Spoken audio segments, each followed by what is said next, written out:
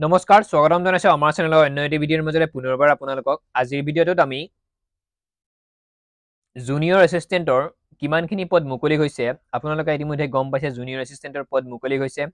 কিমান পদ মুকলি হৈছে কেতিয়া আবেদন হ'ব এই পদখিনি ক'ৰ পৰা মুকলি হৈছে বা কিমান কোৱালিফিকেশ্যন লাগে এজ কিমান লাগে সেই আটাইখিনি কথা এই ভিডিঅ'টোত আপোনালোকৰ লগত আলোচনা কৰিম যদিহে তেওঁলোকে বিচৰা মতে যোনে এক্সামটো কণ্ডাক্ট কৰিব তেওঁলোকে বিচৰা মতে যদি আপোনালোকৰ কোৱালিফিকেশ্যনখিনি মিলে তেনেহ'লে আপুনিও আবেদন কৰিব পাৰিব জুনিয়ৰ এছিষ্টেণ্টৰ পদৰ বাবে তো সম্পূৰ্ণকৈ ভিডিঅ'টো শেষলৈ চাই থাকিব যদি চেনেলত প্ৰথমবাৰ আহিছে আমাৰ চেনেলটি ছাবস্ক্ৰাইব কৰিব আগলৈ এনেধৰণৰ চাকৰি খবৰ লগতে যিকোনো অসমৰ চৰকাৰী চাকৰিৰ খবৰসমূহ খুব আগতীয়াকৈ পাবৰ বাবে চেনেলটি আপোনালোকে ছাবস্ক্ৰাইব কৰিব তো আৰম্ভ কৰিছোঁ আজিৰ ভিডিঅ'টো প্ৰথম কথা এই যিখিনি পদ মুকলি হৈছে সেই পদখিনি জুনিয়ৰ এছিষ্টেণ্টৰ পদ সেইটো আপোনালোকে গমেই পাইছে গ্ৰেড 3 পদ হয় মই আগতীয়াকৈ কৈ দিছোঁ গ্ৰেড 4ৰ কেণ্ডিডেটখিনিয়ে হয়তো পিছত কমেণ্ট কৰিব পাৰে যে গ্ৰেড 3 বুলি আগতে কিয় কোৱা নাই আমি এনেই ভিডিঅ'টো চাই আছোঁ জুনিয়ৰ এছিষ্টেণ্ট গ্ৰেড 4ৰ কেণ্ডিডেটখিনি হয়তো ভালদৰে বুজি নাপায় সেইবাবে কৈ দিছোঁ জুনিয়ৰ এছিষ্টেণ্টৰ পদখিনি গ্ৰেড 3 হয় গ্ৰেড 4ৰ যিমানখিনি কেণ্ডিডেট আছে তেওঁলোকে এই ভিডিঅ'টো চাব নালাগে প্ৰথম কথা এইজত আহিছোঁ এইজ আপোনালোকৰ 21ৰ পৰা 40 বছৰ বয়সলৈ যিমানবোৰ কেণ্ডিডেট আছে সকলোৱে আবেদন কৰিব পাৰিব মেল ফিমেল উইথ ৰিলেক্সেশ্যন আপোনালোকৰ আছে আমাৰ আসাম গভৰ্ণমেণ্টৰ যেনেকুৱা ৰুল আছে ৰিলেক্সেশ্যনৰ তেনেকুৱা হৈছে SC STৰ বাবে আছে 5 বছৰ OBC MOBCৰ বাবে আছে 3 বছৰ PWBDৰ বাবে আছে 10 বছৰ PWBDৰ কেণ্ডিডেটে 50 বছৰলৈ আবেদন কৰিব পাৰিব লগতে ST SC কেণ্ডিডেটে 45 বছৰলৈ আবেদন কৰিব পাৰিব আৰু আমাৰ OBC MOBC কেণ্ডিডেটে 43 বছৰলৈ আবেদনটি কৰিব পাৰিব লগতে জেনেৰেল কেণ্ডিডেটৰ বাবে কেৱল 21ৰ পৰা 40 বছৰৰ ভিতৰত যিমানখিনি কেণ্ডিডেটৰ এইজ আছে তেওঁলোকেহে আবেদনটি কৰিব পাৰিব নেক্সট এপ্লাই লাষ্ট ডেট কেতিয়াৰ পৰা এপ্লাই ষ্টাৰ্ট হ'ব সেইটো আপোনালোকক মই কৈ আছোঁ এপ্লাই লাষ্ট ডেট 9 জানুৱাৰী 2025 তাৰিখে আপোনালোকৰ এপ্লাইটো ক্লোজ হ'ব আপোনালোকে আৰু এপ্লাইটো সেইদিনৰ পৰা কৰিব নোৱাৰে 9 জানুৱাৰী আপোনালোকৰ লাষ্ট ডেট নেক্সট চেলেৰীত আহিছোঁ দৰমহাত আহিছোঁ 14,000ৰ পৰা আৰম্ভ হৈ আপোনালোকে 70,000 পৰ্যন্ত এই যিটো জব সেই জবটোত যদি আপোনালোকৰ চাকৰি লাগি যায় তেতিয়াহ'লে 14,000 টকাৰ পৰা আৰম্ভ কৰি আপোনালোকে 70,000 টকালৈকে হয়তো দৰমহা পাব তাত গ্ৰেড পে থাকিব 8,700 টকা আপোনালোকৰ গ্ৰেড পে থাকিবই চিন্তা নাই বহুত ধুনীয়া জব হয় যদি আপোনালোকে ইচ্ছুক আবেদনটি কৰি ল'ব পাৰে যদি আপোনালোকৰ কোৱালিফিকেশ্যনখিনি মিলে নেক্সট আহিছোঁ এটা আটাইতকৈ জৰুৰী কথা এইটো কথা সকলোৱে গুৰুত্ব দিব লাগিব অসম চৰকাৰৰ যিকোনো চাকৰিৰ বাবে এইটো প্ৰযোজ্য হৈছে বৰ্তমান যিখন আপোনালোকৰ এমপ্লয়মেণ্ট এক্সচেঞ্জৰ যিখন চাৰ্টিফিকেট সেই চাৰ্টিফিকেটত যে আপোনালোকৰ নাম উঠাব লাগে সেই এমপ্লয়মেণ্ট এক্সচেঞ্জ চাৰ্টিফিকেট কিন্তু আপোনালোকৰ থাকিব লাগিব লগতে তাত আপোনালোকৰ নামটো অন্তৰ্ভুক্ত হৈ থাকিব লাগিব যদি আপোনালোকৰ এমপ্লয়মেণ্ট এক্সচেঞ্জ চাৰ্টিফিকেটত আপোনাৰ নাম নাই যদি এক্সচেঞ্জত আপোনাৰ যদি নামটো উঠোৱা নাই যদি সেই চাৰ্টিফিকেটখন নাই তেতিয়া কিন্তু আপুনি এই পদটিৰ বাবে এপ্লাইটি কৰিব নোৱাৰে এইটো সম্পূৰ্ণ অনলাইন হ'ব কেতিয়াৰ পৰা ষ্টাৰ্ট হ'ব মই কৈ আছোঁ লাষ্ট ডেট কিন্তু 9 জানুৱাৰী 2025ৰ 9 জানুৱাৰী নেক্সট আপোনালোকক কৈ আছোঁ এপ্লাই ফিজ গম পায় আপোনালোকে গভৰ্ণমেণ্ট জবৰ বাবে যদি আপুনি এপ্লাই কৰে কিবা এটা এপ্লাই ফিজ দিব লাগে সেই চৰকাৰে হওক বা যোনে এক্সামটো কণ্ডাক্ট কৰে তেওঁলোকক এটা ফিজ দিব লাগে তো প্ৰত্যেক কাষ্টৰ কেণ্ডিডেটে SC ST OBC PWBD general UR তেনেকুৱা বুলি একো কথা নাই আপোনালোকে 47 ৰুপিজ টকা দিব লাগিব 47 টকা 20 পইচা এনেকুৱা লিখা আছে নটিছখনত তো 48 টকা বুলি আপোনালোকে ধৰিব পাৰে 48 টকা আপোনালোকে যিকোনো কাষ্টৰ জেনেৰেলে হওক OBC MOBC ST ST PWBDৰ কোনো কথা নাই বা STH STP কোনো কথা নাই আপোনালোক সকলোৱে 48 টকাকৈ মোটামুটি 48 টকা আপোনালোকে ফিজটি কাটিব লাগিব যোন কেণ্ডিডেটেই নহওক কিয় মেল ফিমেল কোনো কথা নাই সকলোৱে 47 টকা 20 পইচা গড়ে 48 টকা আপোনালোকে কাটিব লাগিব নেক্সট এইবাৰ আহিছোঁ চিলেকশ্যন প্ৰচেছ কেনেদৰে আপোনালোকৰ সেই প্ৰচেছটো বা চাকৰিটো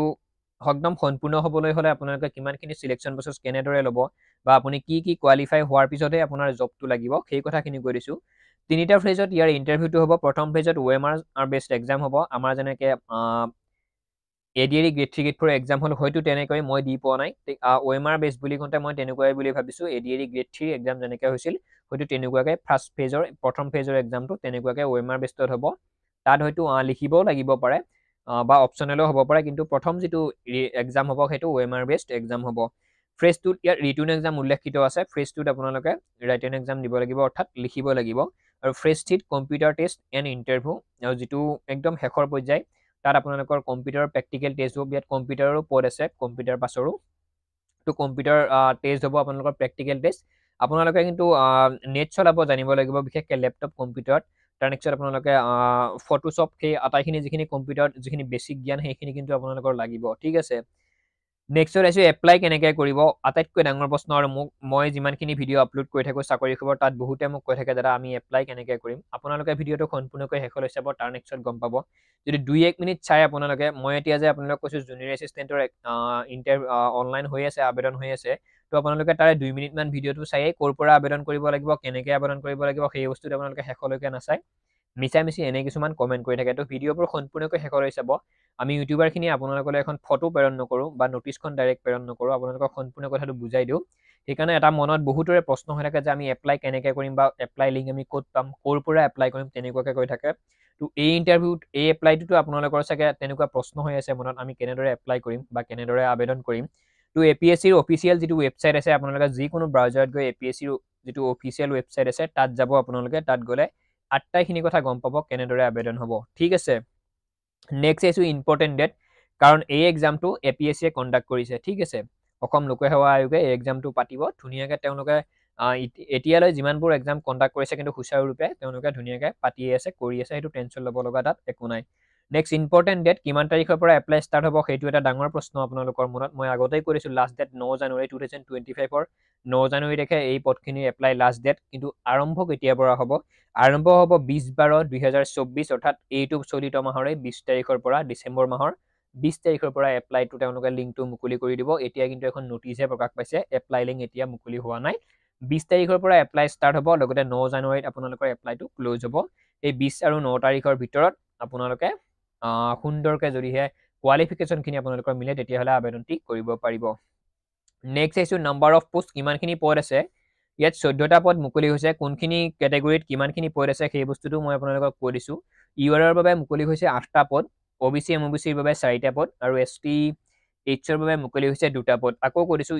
ইউআৰৰ বাবে 8টা পদ OBC MOBCৰ বাবে 4টা পদ আৰু ST Hৰ বাবে 2টা পদ মুকলি হৈছে নেক্সট এডুকেশ্যন কোৱালিফিকেশ্যন এবাৰ কিমান লাগে সেইটো আপোনালোকক জনাই দিছোঁ বেচেলাৰ ডিগ্ৰী লগতে আপোনালোকৰ 6 মান্থ কম্পিউটাৰ ডিপ্ল'মা বা কম্পিউটাৰ আপোনালোকৰ চাৰ্টিফিকেট লাগিব সেইকাৰণে যে মই আগতে আপোনালোকক কৈছিলোঁ কম্পিউটাৰ আপোনালোকৰ বেছিক নলেজখিনি লাগিব বুলি বা নেট চলাব আপোনালোকে জানিব লাগিব কম্পিউটাৰ লেপটপত তাৰ নেক্সট যিমানবোৰ যিখিনি কম্পিউটাৰৰ বেছিক নলেজ সেইখিনি আপোনালোকৰ সম্পূৰ্ণ লাগিব MS Word বা ফটোশ্বপ সেই আটাইখিনি বস্তু আপোনালোকে জানিব লাগিব এতিয়া এডুকেশ্যন কোৱালিফিকেশ্যনটো মই ক'লোৱে আপোনালোকক বেচেলাৰ ডিগ্ৰী ইয়াত বিচাৰিছে আপোনালোকে মুঠতে ডিগ্ৰী কমপ্লিট কৰা হ'ব লাগিব সেয়া ছায়েন্সৰ পৰাই হওক আৰ্টছৰ পৰাই হওক কমাৰ্চৰ পৰাই হওক কোনো কথা নাই আপোনালোকৰ ডিগ্ৰী তেওঁলোকে বিচাৰিছে লগতে 6 মান্থ আপোনালোকৰ কম্পিউটাৰ চাৰ্টিফিকেট আপোনালোকৰ বিচাৰিছে তাত এইখিনি যদি কোৱালিফিকেশ্যন আপোনালোকৰ আছে বা ইমানখিনি এজৰ ভিতৰত 21ৰ পৰা 40 বছৰৰ ভিতৰত বা PWBDখিনিৰ 50 বছৰলৈ আৰু ST STখিনিৰ 45 বছৰলৈ লগতে OBCখিনিৰ যদি 21ৰ পৰা 43 বছৰলৈ লগতে জেনেৰেল কেণ্ডিডেটখিনি যদি 21ৰ পৰা 40 বছৰলৈ এইখিনি ভিতৰত যদি আপোনালোকৰ এজটো মিলে বা এইখিনি কোৱালিফিকেশ্যন যদি আপোনালোকৰ আছে এছিষ্টেণ্ট জুনিয়ৰৰ বাবে আপোনালোকে জুনিয়ৰ এছিষ্টেণ্টৰ বাবে আপোনালোকে আবেদনটি কৰিব পাৰিব তো সম্পূৰ্ণ ভিডিঅ'টো ইমানেই আছিলে আমি আপোনালোকক এনেকুৱা ধৰণৰ খবৰসমূহ দিয়ে থাকোঁ কেতিয়া 4th গ্ৰেড পোষ্ট ওলায় কেতিয়া 3rd গ্ৰেড পোষ্ট ওলায় আমাৰ চেনেলটিৰ লগত জড়িত হৈ থাকিব চেনেলটি ছাবস্ক্ৰাইব কৰিব ধন্যবাদ জয় অসম